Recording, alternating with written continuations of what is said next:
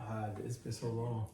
I know. Been so long. Sing it. He's been on something. Tell me what you want to see. There you go. Welcome to the Love Thy Neighbor podcast, the first episode with the new host, Shar. You want to tell the people about yourself? My name's Shar. If you have been watching the podcast, you did see me on the last episode of the last season. Was that season 2? Yeah, I think it was 2. Yeah. Yeah, I think it was Single Mothers podcast. Mother of 2. You know, just out here, just doing my thing, just living for the Lord, growing in the Lord, serving in the Lord. Check me out on, I'm on Instagram now. I'm on Instagram at A Queen Redeemed, and I'm actually on YouTube, but I don't have anything posted yet. Yeah. And you can follow me on TikTok at A Queen Redeemed as well. Word. Yeah, so for those of y'all that don't know, I go by the name of Wilt Sorrell. It's been a minute since, we did the podcast, I'm living in the West Coast now. But I was able to come, home to VA and, we start this podcast back up. It's not our podcast, it's the Lord's podcast, of course. And the mission behind the podcast is to really just be an outlet for those who are not just in the church, but outside the church, because that's important. It's called Love Thy Neighbor. So we all know our neighbors aren't always saved. Yes, that is very much true. And so that is so true. Yeah. It's having to be reminded like, oh, okay, all right, let me be the hands and feet of Christ, but let me also, in order to be the hands and feet of Christ, you got to be down to earth. You got to be relatable. You got to have a story. People got to know like, okay, how can I relate to what you're going through? You know what I mean? Like, and I think when people actually see us being relatable, they actually see like, oh man, God seems more realistic than what people just trying to force Jesus on me or something. You know what I mean? So I think that's important. So I guess I can start off with this. What would you say God has been like dealing with you lately on, in regards to just life? I would say just refining me as far as not being as reactive to things when things don't go my way, or people are giving me feedback or trying to, when they see something in me that I don't see in myself, they're trying to pull that betterment out of me, that I'm not fighting them on it. Also learning to lean into God and his provision. God calls us to sacrifice things, and we will have to suffer in that sacrifice. You may have to give up a worldly source of income that you feel has sustained you for so long and sacrifice that income, and then God puts you on manna and you really have to trust God for your daily provision. So learning to trust God, learning to be content where he has me in, and just not fighting the growth, not fighting what he's trying to do with me. It can be really hard, but just learning not to fight anymore, like fully surrendering, like, okay. Yeah, that sounds like a call to response when I think about it. Like, people can bring things out of you, that you're like, man, like I really want to just turn up, like you was telling me earlier, you had a situation. If you want to speak on it, I don't know if you want to speak on it. My job. Yeah. And how you reacted to when your boss was telling you, hey, giving me valuable feedback. Yeah. Not doing so. I think, and valid feedback, giving me valid feedback, and wanting to fight it, like getting upset. And a lot of times we can tend to do that, especially too with me being a woman. We want to knuck up. Like, why would you say that? I'm doing it right. And it's like, no, like, and being okay to take a moment, like taking a heart check, like allowing God to check your heart and sitting with it instead of wanting to fight so much. Like, just sit with it, take it to God, and let God, work it out through you. Like, just take the feedback, take the refinement. I think it's the hardest to take criticism as far as for me is concerned, because I always was the type of having to want to like prove myself, you know. Yeah. And I used to compare myself a lot to people, you know. So I was like, if I see somebody doing, it seemed like they're doing better than me or something. I felt like, oh man, I gotta be extra just to be seen. Yeah. And that was my call to response, to where it was like, and call to response is not always a bad thing, but it can be. So my call to response was, I felt like if somebody was better than me in school, then I would say, okay, let me outdo them in something else so that people can actually see. But in actuality, it's like, man, I grew up and I had to learn, like, yo, God already approves me. Why am I trying so hard to do so extra? You know what I mean? I think in the society we live in, it's always stepping on the next man to get to the top. Yeah.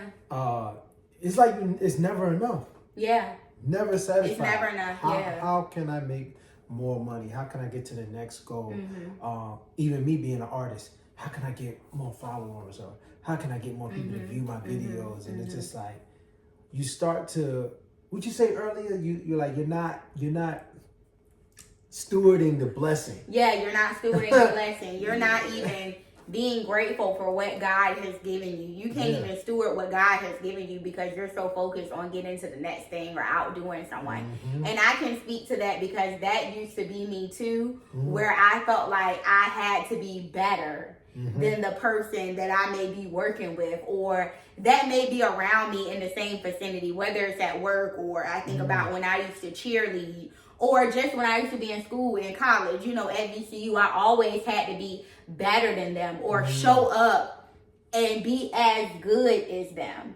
And God dealt with me with that last summer. I remember at work, having someone that was so good in this one particular area, and I'm like, wait, I can do it too. Why is she getting all the recognition for this? Why is she being seen as being the only one that can do this when I can do it too? And I remember driving home and God said, it's not about you. Like, it can't always be you. And I think that's something that we have to understand. Even it was funny when it happened. I remember talking to one of my homegirls that was in a relationship, and I'm like, that's where we can go wrong in relationships, because we get so used to it always being about us.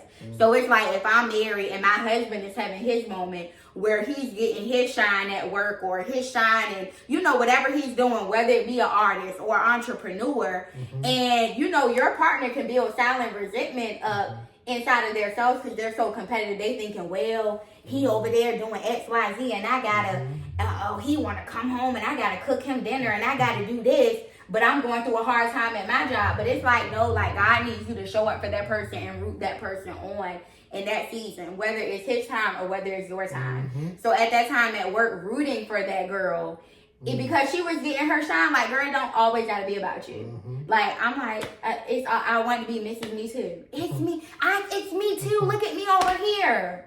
You know. Let me ask you this: is it hard to celebrate somebody else's success? Somebody else's success. I got a tongue twister. It's okay. It happened. Maybe I'm hungry. That's probably what it is. Is it hard to celebrate somebody else's success when you know that they may have not put in the same effort that you may have, but they always get? Like, it doesn't seem like they ever get those talks where they're not doing good. I think before it was, if I felt like that person didn't put in as much work as me, or maybe had not been through the things that I've been through, because we don't talk about that. We think about how we got it out the mud. So it should always be us instead of maybe the silver spoon kid that goes to college with you that got everything handed to them.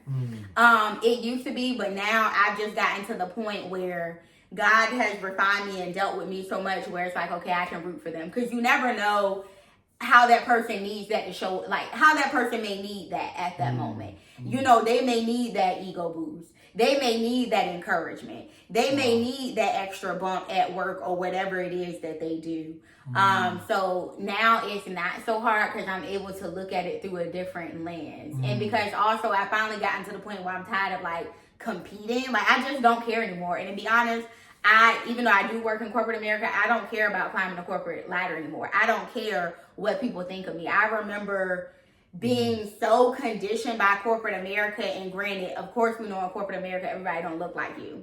And I used to care so much about what other people of a different ethnicity would think about me. Down to the, white people, down to the way I talk, down to the way I wore my hair, down to the way I dressed, like down to the way that I was perceived. And it's like, now I don't care anymore. I'm sorry. I could care less. And that's when I knew that I was done. Not like done with corporate America, but it's like, I don't care. Like, God go get me to where I need to be. Doors go be open regardless. Like, you don't dictate that.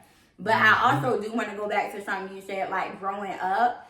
I feel like my mindset, like, of not wanting someone to be better than me or always wanting to be better than the next person came from, like, always, like, how I grew up. I was only recognized when I made good grades and when I did good things. And that followed me all the way until I bought my house. Like, it was always like, yeah, Char's doing so good. Well, Charlita's doing so good. She graduated from college. Okay, boom, she got this degree. She made straight A's. So I was always chasing those accolades because I put my identity in it. So I always put my identity in doing better or being better than the next person. And I just stopped doing it, you know, but I think that came from my childhood as well. I dealt with the same thing. Like, and it's sometimes it can be like a burden on you because you want to prove so much, like, to people who don't care. Yeah, they don't care. In the words of one of my managers at work, nobody's thinking about you. Like, nobody's thinking that hard about you. Like, yeah, you may do great work, but nobody's not thinking that hard about you. Like, And they're not losing sleep over the stuff that we could lose. Yeah. I gotta make sure I meet the next goal. I gotta make sure I meet this goal. For what I was thinking about this, right?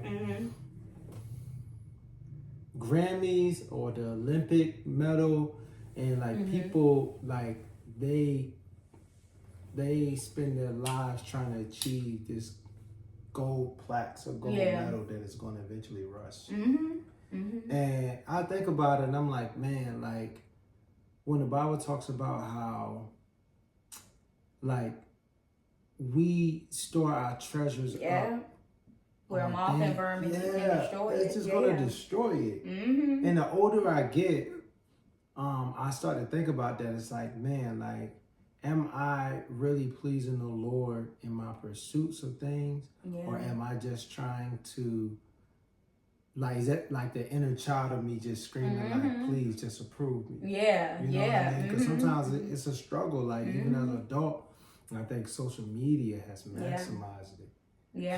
Like, because you get to see, at one point in time, you didn't see people's success or what was now that's all you see. And even as I'm not a newbie to Instagram, but after taking a 4-year hiatus, it's so much information and other people's successes coming at you all the time. And we know that stuff isn't real. Like, yes, their success or milestone may be real, but at the rate that they're posting it, that's not real. They're not going to post the grinding they had to do to get to it. They're not going to post the sleepless nights or the credit hiccups that may have messed them up from getting that house. You know what I'm saying? Everything that they had to do. They're not gonna post the tilling of the soil, the growth process. They just go post when a pretty flower appears, and it happens at such a fast rate because, again, that's all that people are posting. I mean, you go up there, it's reels coming at you. This, that, this house, this marriage, this, that, and it's like, oh my gosh, could we just? It can become too loud. To be honest, it's like an illusion, and it's ignoring the biggest problem at hand, which tends to be idolatry. And I think a lot of people don't think about that. Like, we really can get caught up in the who's who, the Joneses, as they would say. And now the aesthetics. The aesthetics. What does it look like? The next cup. I know for me, the next glass jar. Okay. Don't has a lot of them. Right. Okay, the pantry organization is. Target be taking all your money, don't Not Walmart? No. I'm kidding. But Walmart been stepping their game up though. They have been trying to do a little. They trying to. Speaking of Walmart, McDonald's go hand in hand with Walmart. McDonald's is supposed to be coming out with a new menu or something. Is it gonna be a $1 menu? I don't think so. No, it's supposed to be like some new type of like ice cream. Go figure, ice cream. Oh my gosh, the machine, Yeah, it's supposed to be like a new menu in September. I don't know, like I guess they're trying to spice things up. I don't know, but you know, that's. They need to go back to that dollar menu. You know they don't do the $3.50 bonus no more. And listen, this, what do you call it? Inflation. It's real ghetto. It's real ghetto. It's so ghetto. I saw this one thing on Instagram, and the dude was like, well, he thought about like McDonald's. You know, your mama and your parents back in the day, be like, you got McDonald's money? So he pulled up the thing of how the prices were back then. The combos was like $2 or $3. Beautiful. He was like, the dude was from New York, and he was like, y'all was mad broke, mom. Yeah, dad, y'all was right. mad Y'all broke. could have fed the whole family. I could feed the whole family for a week with $2 combos. Right. Y'all was mad broke. Y'all didn't want to tell us, and we thought about it. It's like, wow, like we have McDonald's money back then. Yeah, now, but now we don't have McDonald's money. I can tell my kids all the you time. can actually see it now. Like, nah, because we'll make McDonald's at home. a combo is $11. Like $11. Yeah, Chick-fil-A combos are like 10 or 11. They used to be. I remember Chick-fil-A #1 just in 2018 was like $7. Yeah. We need the Lord to return. Yeah, we do. We're living in famine. That's what we're living in. And what's so crazy is, not getting off subject, but we ain't even touched the surface of all this stuff. Stuff is going to continue to get worse. And that's the thing. Like, people don't realize, like, no matter who's in office, I mean, we can touch on this, no matter if it's Trump or... Oh, yeah, because we're going to touch on that. Yeah, Kamala. It's going to be worse. Like, or how Trump says, Kamala. Yeah, oh my God. Yeah, he be talking. But, you know, no matter who's in office, Jesus is still on the throne. Yeah. And there's no famine in heaven. It's not. He will provide. And that's leaning into that provision. It doesn't matter if you don't have, like, the aesthetics on Instagram and everyone else's successes. He is good in his provision for you every day. And I think about that. Like, I eat every day. I have a roof over my head every day. I'm not hurting for nothing. That's what matters. The provision. And you know what? It's so crazy because you said this earlier, like when you was going through your situation, like God was just kind of like preparing you, even when your boss was talking to you and saying like, hey, when, you know, the job is over and God has you writing books and speaking, you know, it's just training. Yeah. And I thought about David. You know, David would fight, you know, I just say lions, tigers, bears, oh my. Like, but they was bigger than Goliath. And so what he actually had to face was actually smaller than what he had been doing. Yeah. And I think sometimes it's like, that preach yourself. Yeah. Sometimes we be tripping over things and God is like, that's really minute for what I'm really going to do. Right. Like, yeah. You know what I mean? And I believe God just be trying to show us like test is kind of like show us ourselves. Like we think we're somewhere like, okay, God, I'm ready. And God is like, are you really ready? Yeah, because I don't think you're ready. Yeah, are you showing the discipline? Like I was thinking about this, right? There's an artist that I look up to, an independent artist, and he constantly posts videos, like constantly. He probably has like, I think over probably like 20,000 videos on YouTube. That's I like, and sometimes I would look at him and kind of get discouraged. I'm like, yo, he independent just like me. Like, why I'm not getting the views like he getting? I had to think about it. Like, he put in the work. You know, this is years and years of putting in the work. What work have you done? Have you made excuses because you always looked at what you didn't have? Huh? You know, we're going to keep this going. David, that's what we was talking about. The lion, tigers, and bears, and how that was preparing him for the bigger thing, but yet was the physically smaller thing. And you also made me think about, too, how we can just get so content with thinking this is all God can do. That's another thing God convicted me on. God can give us a blessing and we can make it a monument, and we could just put a cap on God, and we think that God cannot do better or bigger than that, but it's nothing compared to what God is going to do. Like David probably thought he was always going to be in the fields, killing the lions and bears. He was rejected by his family. He thought that was it for him. His whole life he was just going to be a shepherd, but God had so much bigger in store for him. So that's another thing that God has been showing me, is like not getting comfortable here. Don't think that this is a cap. Like, don't think this is it, because I can do better. Because there's times that I have sat in my home and think like, God, this is probably it. This is my life. You know, working at my job, this is probably it. This is probably all you can provide. And God's like, no, I have so much better in store for you. Can you not see? I'm doing a new thing. Can you not perceive it? You know, so just being mindful of that. I think that's what God be like, walk by faith and not by sight. Yeah. Because we said that, it made me think about Peter. Peter being in the water, being in the boat, and being in the boat, and Jesus called him, come out to the water. And he started to look at the storms around him. And that's when he began to sink, like, and the first thing was, Lord Jesus, save me. Focusing on everything else. And God's like, just keep your eyes on me. Right. Like, ye of little faith. Yes, of little faith. Where your faith at? And sometimes God be telling me that, like, every time it's time for rent. Look, every time it's time for more, like, I feel you. Yeah. You know what I mean? Yeah, like, he will. You have little faith because it's a daily thing. It's a daily walk. That's another thing that God has been showing me. It is a daily thing. Stop thinking about tomorrow or the next 2 days or next week. Just walk with God daily. He really does provide. I have been convicted on that so many times where, because we know inflation is real. Let's just be honest. And, you get paid and you pay all your bills and take care of the house. And then maybe, you got something coming up next week. Or maybe you have something planned. And it's like, God, like, dang. Like, God, I don't even know what next week going to look like. And God's like, just keep your eyes on me for today. Like, I did it before. I'll do it again. And God, he trusts me, like, 24 hours. In 24 hours, God can do so much. In 24 hours, God can use someone to bless you so much. Like, it's nothing for him. It's light work for him. We forget that. We think our problems are bigger than God. It's light work for God. It's nothing. Like, he created the whole world. We're in such a good equilibrium.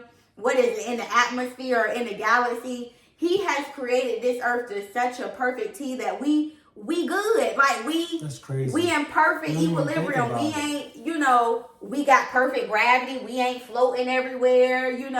We breathing oxygen. It's levels to the atmosphere. Like, he got this in the bag. Like, why do we worry? And he keeps his sun in the sky. Yeah, the sun ain't crashing down. Ain't burning the moon, us. The moon ain't crashing down. Like, what you scared for? And like, he the stars in the sky. Yeah, so it's kind of like, you're a mom, so you understand, like, your children come to you for everything. Yes, they do, Lord Jesus. And and I think God be wanting us to be reminded of that, just like children say. Yeah, he wants you to be like children. Because they're not completely trusting and depending on him. Say, Mom, I want to like the. Yeah. They're not thinking about that. Yeah, I got it in my notes right here. Because I was just reading that last week, and I wrote down, what does it mean to be a little child in God's eyes? And it means to be dependent and trusting our caretaker completely, who is God, and being humble.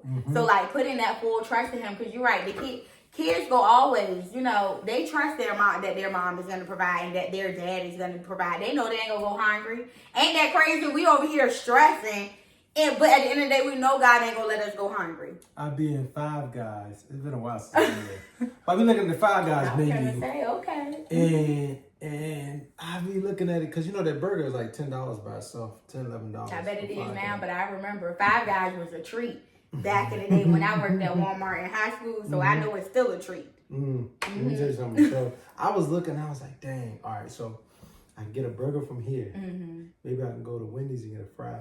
You just put this together. And I'm like, God, like, I want this. And, there's times where, I would just say, you know what, I got the money. I'm just go ahead and buy it. Because I think we idolize money so much. We try to hold on to something that's fading away. Yeah. It's kind of like, it comes and it goes. And I believe the enemy uses that like as a tool to try to keep people enslaved to sometimes overworking oneself. Yeah. Because like, let me take more hours. Let me take the second job, third job, fourth job. You don't got time for time. Yeah. You don't have time for your family. You don't got time for the Lord. Yeah. Especially the Lord. Yeah. And I believe like the Lord wants us to be able to have Sabbaths, to be able to rest. And I believe that also would affect the way that we respond, because when you ain't getting no rest. Yeah.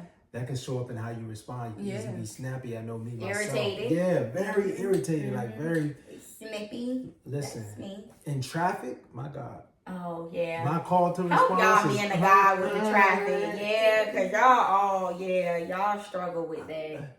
Nigga! Yeah, y'all What you struggle. doing? Like, yeah, no, it's real. Yeah. And That's y'all outlet. Maybe that's what it is. You know, since y'all don't fight and stuff. yeah. So y'all look, can- my sister was driving Mhm. my mom's car other day because I just came in town and I was just in the passenger seat. My sister was like, "Mom, you need to change your license plate," because people were driving crazy. Mhm. And the reason why my sister said that, because I think my mom's license plate says Jesus I.O.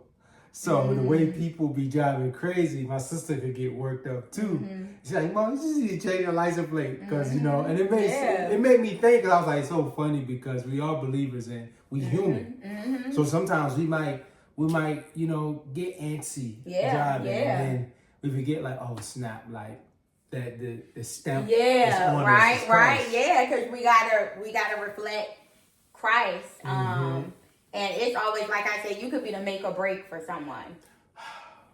Because they know that we're believers. So you can either make their walk or you can break their walk. And that's something that we have to be mindful of. But like you said, it's hard and it's crazy. I even think about it when I like call customer service or something. Oh, Jesus. And I try to be the most pleasant person I can be, even in those instances where, God forgive me, you may get someone overseas and they don't understand. That's what I'm saying. You know what you're saying, or you know how sometimes their accent is just low. They just get foreign people. And I'm like, okay, God, I still have to be your face. Yeah. Because you never know if you'll make somebody's day. Like, they could get off that phone, and I worked in a call center before. I know how stressful it could be. So they can get off that phone and be like, wow, you know, that lady was really nice. I really appreciated that. That made my day. Out of all the irate customers. So remembering that, like, you know, we are called to be a light in all circumstances. Jesus didn't get to pick when and where he wanted to show up. So that's right. But again, like you said, we're human. That made me think about Adam Sandler movie. I think it was Mr. Deeds. I think it was Mr. Deeds. And that was the name of the movie. But anyway, there was a dude that used to get picked on in school, at Adam Sandler's school. And then, you know, he pretty much was writing down a list of everybody he was going to kill at the school. But Adam Sandler treated him like with love. So as he was marking off who he was going to kill, he got the Adam Sandler name, and he remembered that Adam Sandler was nice, and so he called him and said, "Hey man, I appreciate you for." Well, Adam Sandler called, didn't even know the dude was going to be a killer. He just called him just to check up on him. Look at God. Then he hung up the phone, and then he was like, he skipped over Adam Sandler name and said, "Okay, boom, boom." That reminded me of saying like, wow, like.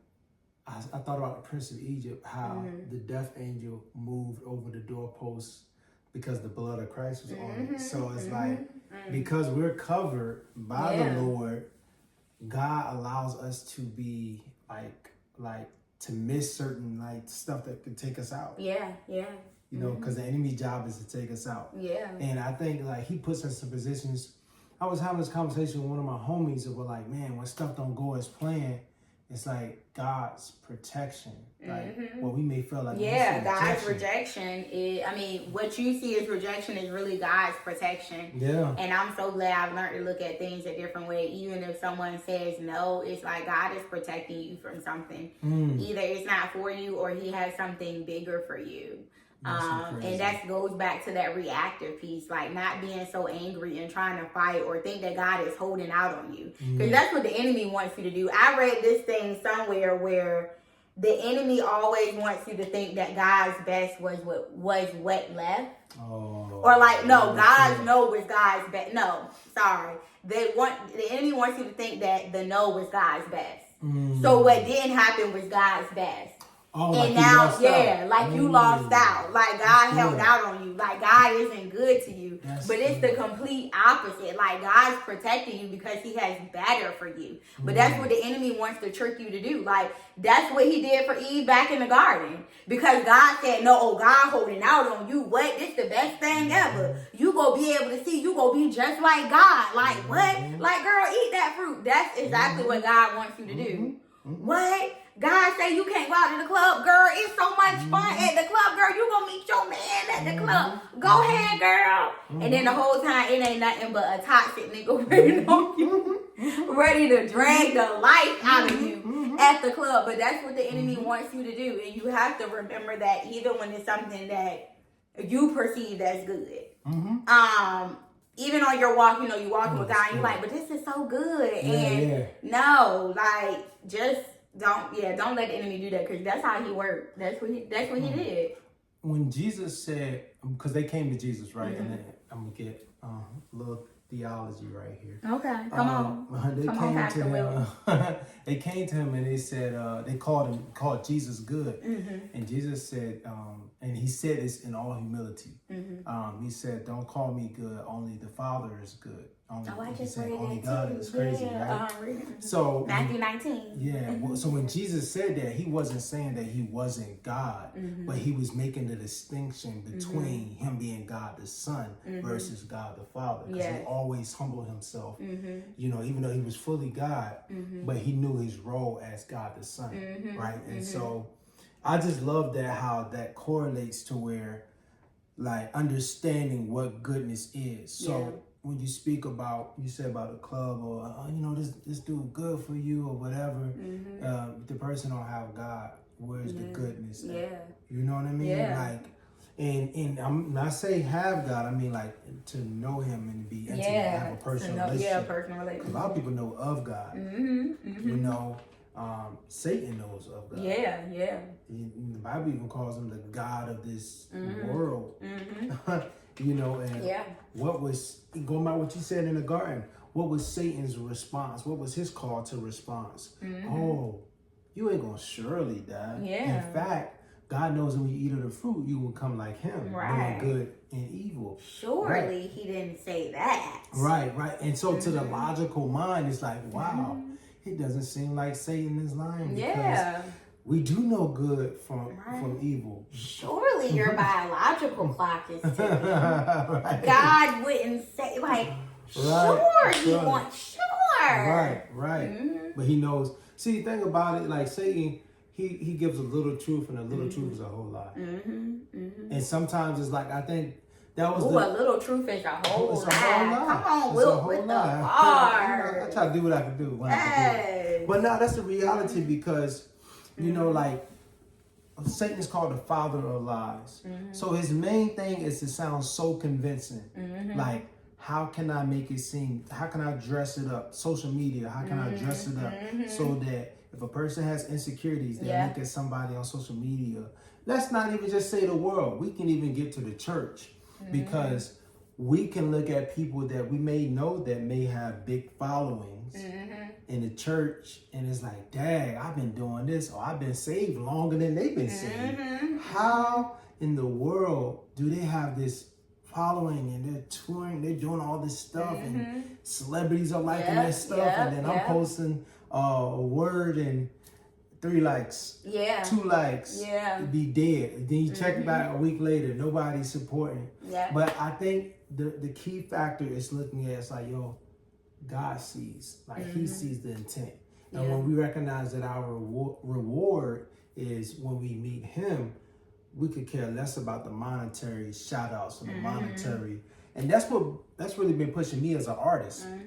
Because I was like, man, if I get close to this person and I get close to that person, I didn't realize, like, you're making people an idol. They're just resources. God is the source. And I was like, oh, if I just knew this, if I can make this connection, then it's like, well, if you make that connection, that's all you're going to have. But what about what God can do? God can do exceedingly above all we can ask or think, according to the power that works in us. And that power is being the Holy Spirit. So if the Holy Spirit is not working in you to do something, then maybe you ain't got the oil for what drives you. So I think that's another question to ask ourselves, is like, what drives us? Like, what is our ambition behind everything? Is it to be seen, or is it to make sure the one who is I am is seen? Right, Are we doing it for the glory of God or for ourselves? And that comes back to, like, heart posture for me and your intention. Because you notice in the New Testament, in the Gospels, Jesus kept bringing everything back to your heart. Like, what is in your heart? What is your intention? Why do you do the things that you do? And I know that has really helped me in my walk. I will ask myself why, even if I called up one of my girlfriends, like my best friend, she know who she is. We talk on the phone every day. We breathe on the phone together. Like, that's how much we talk on the phone.